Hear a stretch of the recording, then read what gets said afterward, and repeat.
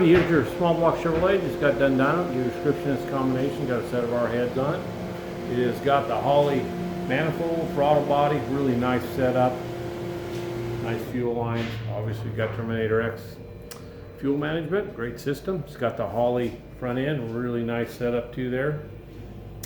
It's got the rear sump cant and pan, custom grind hydraulic roller. Take you in there, show you how it ran.